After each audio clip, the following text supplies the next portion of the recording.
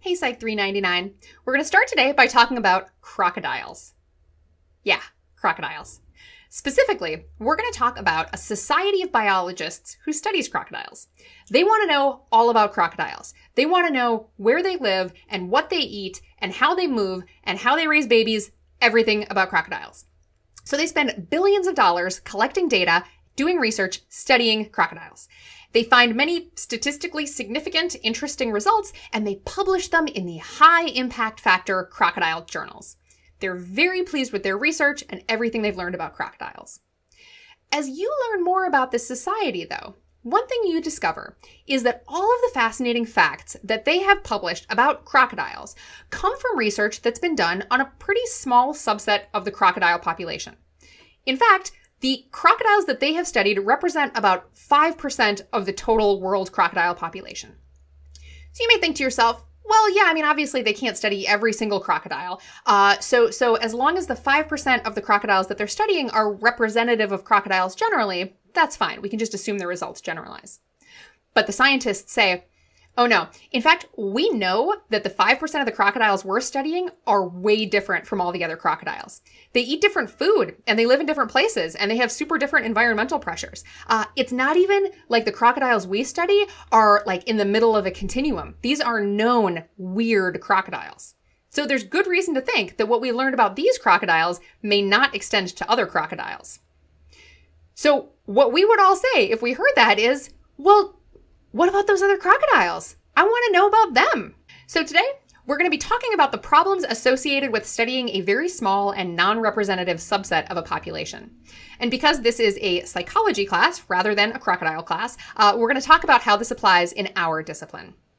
So we describe psychology as the study of mind, brain, and behavior. And at least implied in that is that we mean human mind, brain, and behavior. Our goal is to learn things about human beings generally. At least implicit in the work we do is that we're learning things that generalize beyond just the people in our sample. But, as you read, most psychology research does not in fact represent most Homo sapiens. Generally, it's done on a non-representative subset of Homo sapiens that tend to be more weird than the norm. So that means they are from Western cultures, they are more highly educated than average, they are from industrialized societies, above average in income, and from countries with democratic governments. All of these traits are systematically different from humans generally in ways that may be expected to have influential outcomes. So the first way we can examine the weirdness of a body of research is to look at where the research was conducted. So what are the locations that are producing the work that's being published in top psychology journals? This is from a systematic review of the journal Psychological Science, one of the flagship journals in psychology, published in 2017. And the researchers were looking at where the research was conducted.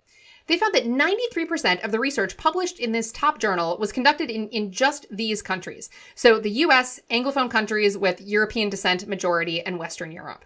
So this suggests that the research that is being conducted may not systematically represent human beings generally. We can also ask who is doing the research. A systematic review from 2008 on the affiliation of the first authors writing the paper. The data from that is shown here. So maybe there are a lot of papers coming from the US, but some of those are from international scholars who are living and working in the US. So maybe we're getting some more diversity of background and approaches there. But doesn't quite look like it.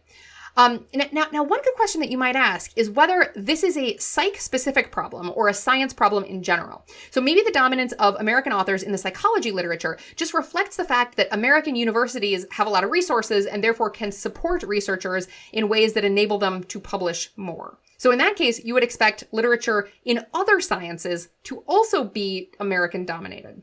So let's look at some other sciences. Does chemistry research, for instance, does the majority of that tend to come from America? Nope.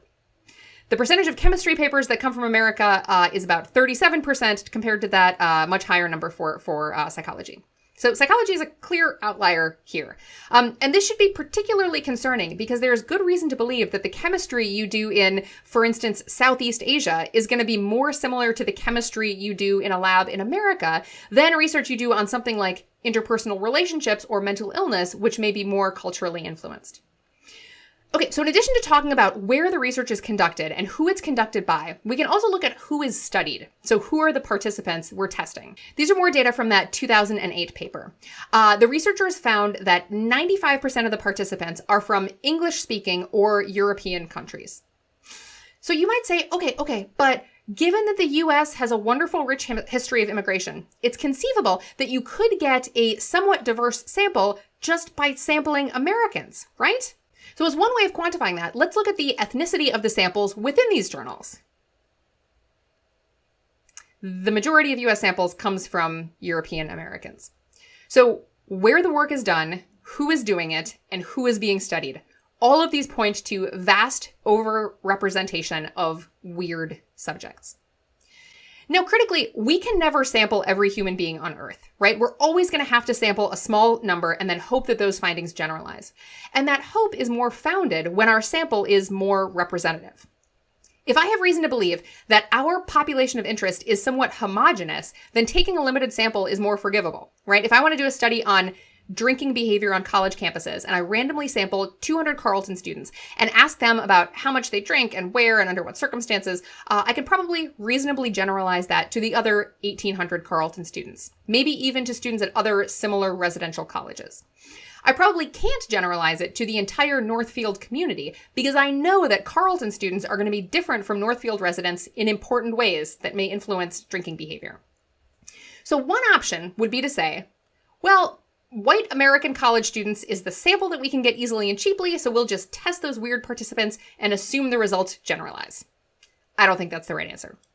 Another option would be to say, the things we find when we study these weird populations are useless and they can't possibly generalize. In fact, let's rename our journals to reflect the fact that these findings can't possibly generalize beyond our samples.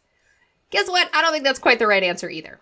In class, we're going to talk about the conditions under which studies may be more or less likely to generalize outside of weird samples.